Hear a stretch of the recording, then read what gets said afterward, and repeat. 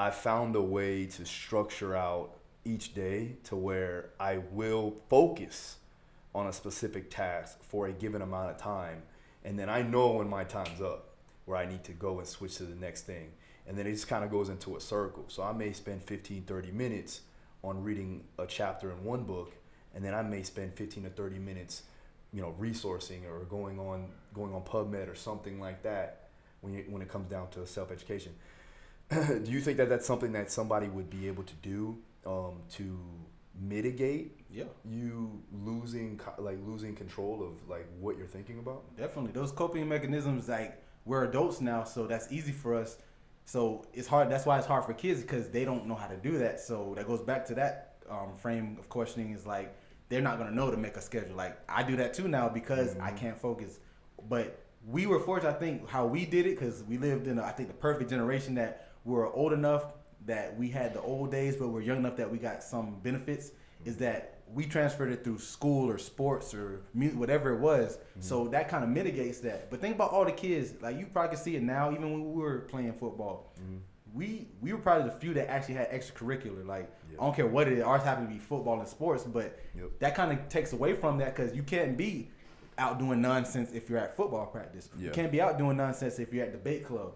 But most kids aren't doing that, so they don't have those mechanisms, and they turn to stuff like, say, drugs or bad relationships, and that messes them up. But now that we're older, we fill it up with entrepreneurship. You're never going to be able to sit down. Like, people say 9 to 5. What, I don't know what that means.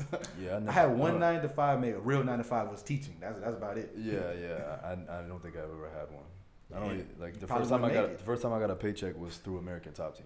See what I'm saying? I was 26. But that's no coincidence. If you look at that's no coincidence though. I used to put money in my shoebox. I remember that.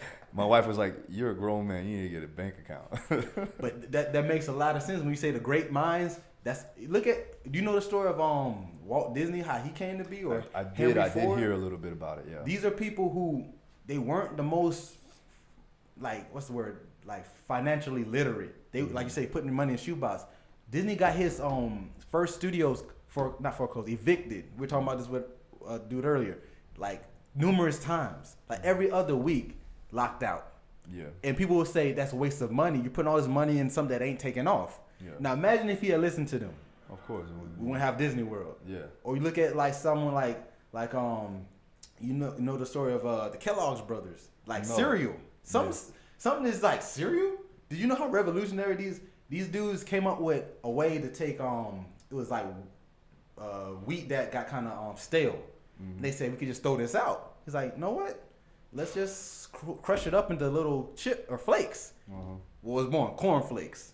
Oh, wow. And then someone stole that idea, and his name was C.W. Post cereal. And it's like, these are all people who just didn't think on the same level. People's like, this is just cereal. It's what they call it, cold, like, porridge, because porridge was a thing. The little grains and oats. It's like, what is this cold porridge? Yeah. But now we eat it every day. Well, we don't eat, but most people eat it every day. And that's what we're kind of doing, I feel like.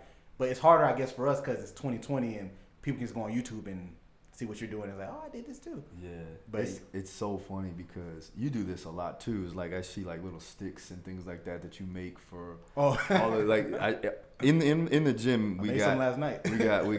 we got sticks laying around, we got boards, we got sheets, we got spray paint all over the place, and that's just for making what Nick does with his cognitive conditioning work and his Mr. Mental Muscle, Mind Body One stuff. I was actually driving on the way here, and I seen a truck full of PVC pipes.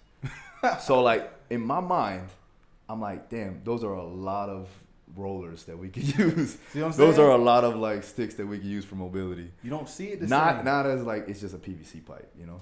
But that's a visionary. That's what makes people where we are, like, I feel, like I said earlier in this interview, like, I look at you, and I see you with Devin and making videos, and it's like, you know what? 8954, by the way, media. Check him out. Of course, all day. But I was like, I look at y'all boys, and I'm like, that's what. Cause I look at, like, say, competition. It's not like I need to be better than Phil. It's like I need to be like Phil, but in my way. Because some people don't do that and try to be you, and then put you off and like, oh, I did this myself. And you obviously know that because you have me around still. I ain't that person, and it's like that keeps me honest to myself because I can never look and be like, dang, this is hard. Because I look at you, I'm like, you have 3 kids. I got 1. You have a wife. I don't have a wife. That's, I guess, my benefit. I can kind of move a little more easier than you. Yeah. You not saying you can't move. I'm not saying that. But I don't. Maria, don't kill him. Yeah, that's what but it's like, She ain't listening. if I could, Don't worry, she ain't listening.